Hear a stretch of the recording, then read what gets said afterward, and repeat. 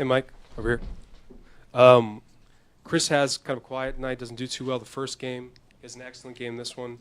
What was the experience like watching him exploit the pick-and-roll defense and just tear apart whoever that backup point guard was? Well, just did what he did. I mean, I didn't have a doubt about Chris. That's, most of our guys, they're going to have bad game. I mean, James didn't have a great game tonight, so what? I mean, it's going to happen, and they'll be snapping back. And when we can get everybody on the good game page, again, we missed a slew of threes, but played great defense, hustled, and that's what you got to do.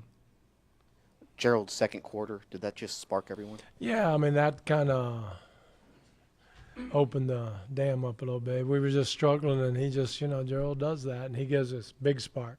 And then I thought Chris was good the whole game. And, so many guys just played. Nene came in and did a great job. He did defensively. He was really good. Mike, they were up early, and you guys were able to turn it on in the second quarter.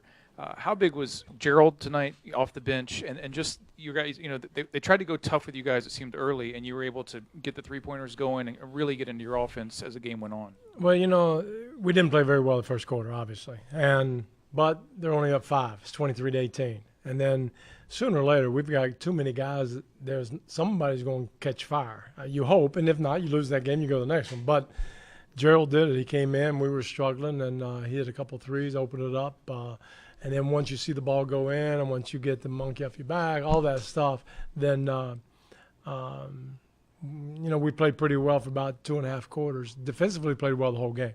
And that's what it takes. And, it's good to see. I mean, it's not like I'm sitting there going, oh, yeah, we're cool. No, I was sweating like you guys. But at the end of the day, I thought defensively and Gerald and then Chris and guys contributed.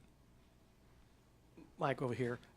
Mark from Fox. Yeah, I thought right. So. They'd make us say that. I do. So you mentioned in after game one that things happened that had it happened in the previous year, the team would have been equipped to overcome it. James goes 2 for 18 tonight, but you overcome it. The same kind of thing with the weapons that you have. Without a doubt.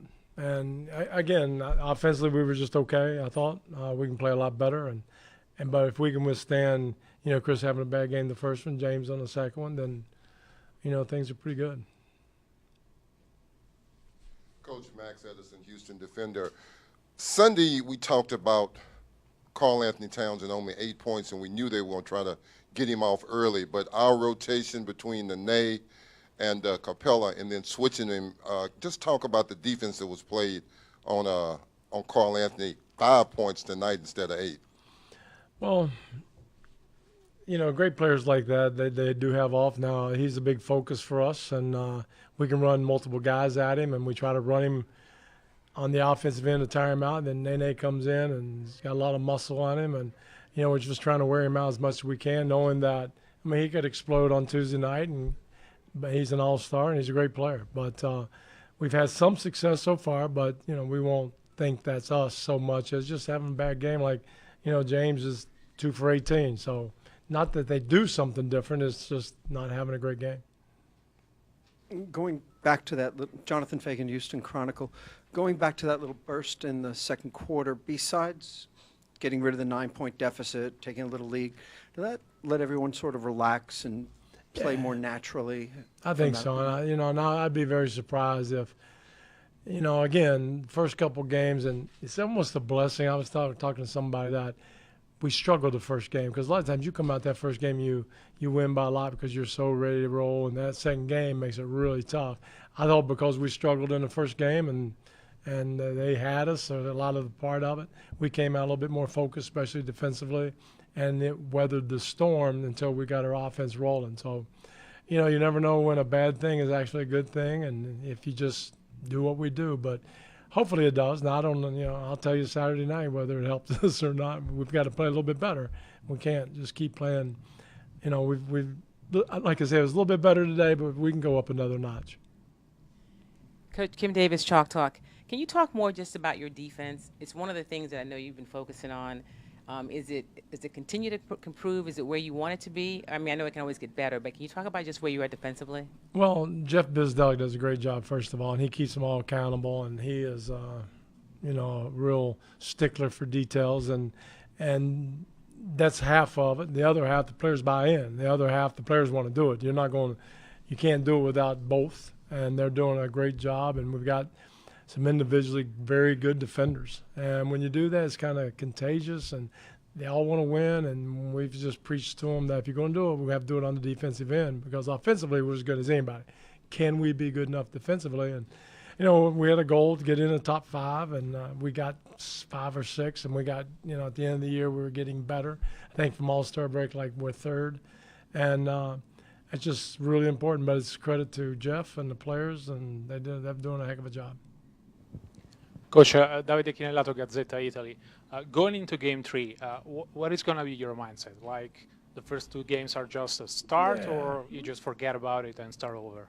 Well, we just told them that, it's first of all, the series doesn't start until somebody loses on home floor. So we did what we're supposed to do. We held serve. Now it's on them. That's one. And then whether you win or lose, we're going to try to stay even keel. And we've always gone all year with the motto of, so what, what's next? And so what, we're up 2-0, so what? Can we win Saturday? And that's going to be our mindset. And we're going to try everything we can to win Saturday. You played against some desperate teams at the end of the regular season. Does that get you ready for what you're likely to see in Minneapolis on Saturday? It could. I don't know. It's a good question. I haven't really thought about it. I don't know if they got us ready. We haven't played very well so far. So, but it'll be crazy if they haven't been in the playoffs for a long time. So I expect it to be a very loud crowd, and we've got to do our part and play defense and take the crowd out of it. But we got to be ready for all they got. Whatever they got left, we're going to get it full throttle right when we get on that floor to start the game. Mike Mapp, Musil, Channel 11. Can you just talk about Trevor Ariza, the way he's workmanlike every minute, maybe nothing flashy most times, but he just continues to keep pounding. Like when things weren't going right there in the first half, he just kept going, making plays, finding the hole. Yeah, he's always playing good defense, and he leaked out got a couple layups, kind of broke him up a little bit, and then he hit a couple threes, which he and a bunch of guys haven't been making. So I was happy for him to see the ball go through the net. But he's really important what we do, and I can play him 34, 35 minutes. He doesn't get tired. There's a lot of good things that he brings to the table. All right, thanks, guys.